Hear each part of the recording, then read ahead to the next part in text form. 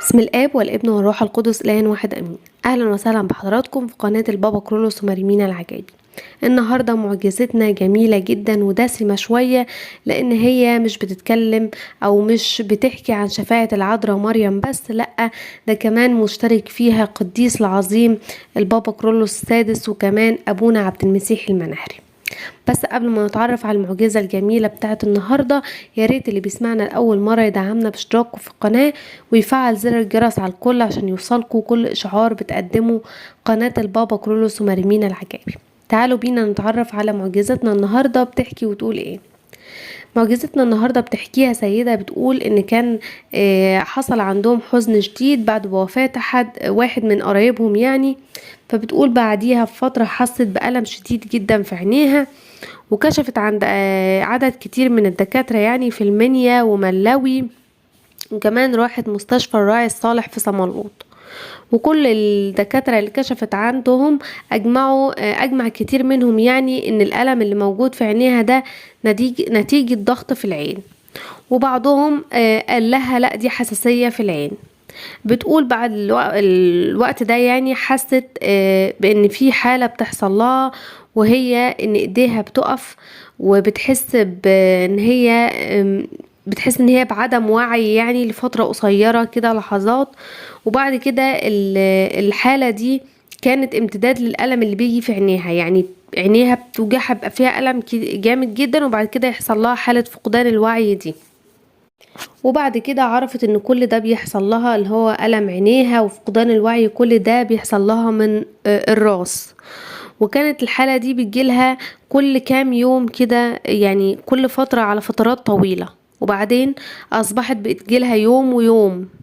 وبعد كده وصلت ان الحالة دي بقت بتجيلها مرتين في اليوم الواحد في اي مكان وفي اي وقت، وما كانتش بتبقى حاسة بنفسها لان بيحصل لها بعديها فقدان للوعي تماما، وما بتحسش باي حاجة في اللحظة دي او في الوقت او في الفترة اللي بيحصل فيها النوبة اللي بتجيلها دي. وده أثر كتير جدا على نفسيتها ونفسية عيلتها كلها، زوجها وأولادها كانوا حزانة جدا يعني بسبب اللي حصل، وهم مش عارفين ده سببه ايه أو علاجه ايه. وهي بدأت تدور هي وعيلتها عن دكاترة كتير جدا مشهورين في الحالة بتاعتها دي، فلقت دكتور حجزت عنده في القاهرة، لكن اليوم ده ربنا ما وفقش ان هي تكشف لان حصل ظرف طارئ ومرض للدكتور، فمعرفتش تكشف. ففضلت ان هي تتابع او تدور عند دكاترة تانيين في المنيا. وفهي بتدور في مرة هي وزوجها يعني قابلت حد من أصدقاء جوزها، واللي يعني وصلهم لدكتور قال لهم ان هو كويس. دكتور عمل لها رسم للمخ، وظهر ان في الرسم ده يعني نتيجة الحالة اللي بتحصل لها نتيجة زيادة شحنة كهربية في خلية من خلايا المخ. وكتب لها نوعين من العلاج، واللي هي يعني تاخده، يعني قعدت تاخد العلاج ده فترة، لكن حالتها برضو ما كانتش مستقرة، كانت الحالة تتحسن شوية وترجع تسوء تاني، ترجع لها النوبة ديت فترات كتير جدا لغاية فترة معينة. ومن وقتها في التاريخ يعني ذكرته، من الوقت ده جات لها النوبة مرة واحدة وبعديها ما جات لهاش تاني، بسبب ان هي قعدت هي وزوجها واولادها كانوا بيصلوا بدموع كتير جدا لربنا، وبيتشفعوا بالعذراء مريم والبابا كرولوس وابونا عبد المسيح المنهري. وكل القديسين اللي كانوا حواليهم كانوا بيطلبوا قديسين كتير، لكن التلاتة دول بالتحديد اللي كانوا طلباتهم ليهم كانت قوية يعني، وكانوا بيطلبوهم جدا.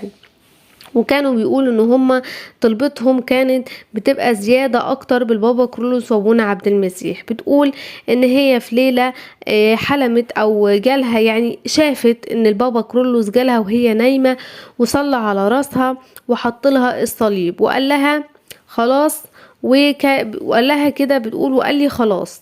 وكان معاه واحد من الاباء الكهنة وبعدين سيدنا قام فيمشي بسرعة، يعني بعد ما صلاها هيمشي، فمسكته بايديها الاتنين وقالت له هو انت رايح على فين يا سيدنا؟ صليلي انا تعبانة خالص. فبتقول البابا كرولوس ضحك وقال لها يا بنتي انا قلتلك خلاص، وان كنتي عايزة اي حاجة تانية ابونا اهو وهو معاكي. وبعد كده مشى. وبتقول ان ابونا ده هو كان ابونا عبد المسيح المنهري. بتقول من الوقت ده ما جتلهاش الحالة اللي كانت بتجيلها دي خالص يعني. وبعد فترة كانت راحت كام شهر يعني، راحت للدكتور اللي كانت بتتعالج معاه في أسيوط، يعني بعد مرور 6 شهور كده من الفترة دي يعني. والدكتور طلبت منه ان هو يعمل لها رسم المخ مرة تانية. وكانت يعني نتيجة الرسم المخ مدهشة ومفاجأة ليها وللدكتور كبيرة جدا. واضح في رسم المخ في المرة دي ان هو مختلف نهائيا وكليا عن المرة اللي قبل كده، لان المرة دي مفيش اي اثر للمرض خالص. وكانوا فرحانين جدا لدرجة ان هي كانت بتبكي من شدة الفرح وبتشكر ربنا. وقعدوا يشكروا العذراء جدا وعملوا لها تمجيد، وكمان عملوا تمجيد للبابا كرولوس وابونا عبد المسيح المنهري، وشكروا ربنا على رعايته وعنايته ليهم، وان هو يعني استجاب لصلواتهم، وان هي خفت من الحالة اللي كانت فيها ديت من غير ما تاخد اي علاجات. يعني كانت وقفت العلاج لمدة 6 شهور، وبعد 6 شهور راحت عملت. فربنا بشفاعة العذراء مريم والبابا كرولوس وابونا عبد المسيح المنهري اتمجد وحصلت معاها المعجزة دي. بتحكي سيدة تانية معجزة حصلت معاها بشفاعة العذراء. بتقول ان هي اتجوزت، وبعد جوازها بسنة وشهرين حصل لها حمل. استمر الحمل ده مدة 3 شهور، ولكن الحمل ده ما تمش وحصل اجهاض. فراحت لدكتورة تتابع معاها وتكشف عليها. فالدكتورة قالت لها ان في موجود كيس مية كبير جدا على الرحم، ان لازم تتعمل عملية جراحية عشان تستأصل الكيس ده او تشيله يعني، والا المبيض بتاعها هيتعرض لخطر كبير جدا يمنعها ان هي تحمل خالص بعد كده. يعني مش هيحصل حملة خالص بسبب الكيس ده، هيعمل لها تطورات ومضاعفات يعني يبقى خطر عليها.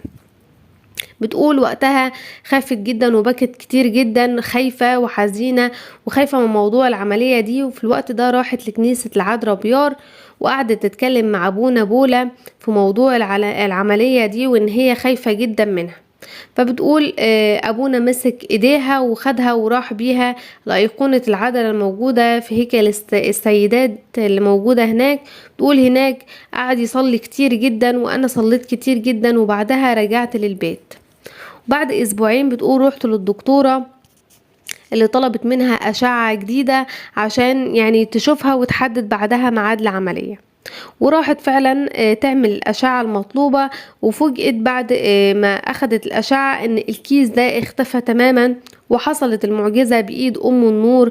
وبتقول إن هي يعني كانت مبسوطة جدا وفرحانة إن العذراء كانت حاسة بيها وبخوفها ومخلتهاش إن هي تخش عمليات أو تعمل عملية بسبب خوفها دي والشعور بتاعها.